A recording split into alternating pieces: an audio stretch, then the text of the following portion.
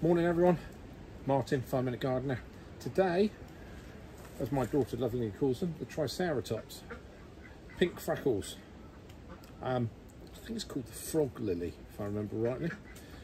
These have been growing out this year into pots, as you can see. There you go, there's the root balls on them. They like a little bit of shade, like a little bit of moisture, but anything sort of like that, as long as it's not full sun, as long as it's not, you know, in really dry conditions, they're fine and fruity, as you can see, because they've got quite fleshy roots, and those roots, you know, really like to be quite moist. Well, anyway, I'm going to try to split these. I've not split these before. I can't imagine they're particularly difficult. Now, even growing in the confines of a pot, you will see this. Look, there's a little node there, and there's another one there. Now, they're growing separate plants. I think we can go one better, and I know we're going to damage some plants, but that is separating them. I'm going to stick them in a tray. I've got a couple more here.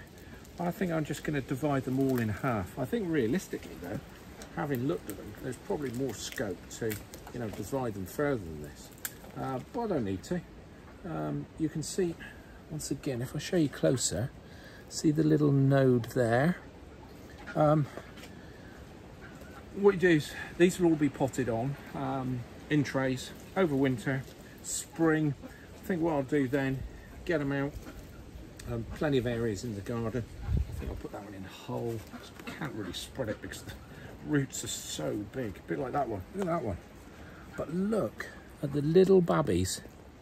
Now, what I'm going to do is leave them as they are, because I think once I pot them out, they're going to quite enjoy taking over a small area themselves. They'll create lots and lots of plants. You can see there's piles and piles of little baby plants on these. So, you know, get them in. You know, it's taken about, well, I don't know, 12 months to get like this from a nothing really plant. So if you chuck them into pots, within 12 months you'll be separating them at least into twos, if not more. Get them in, separate them again.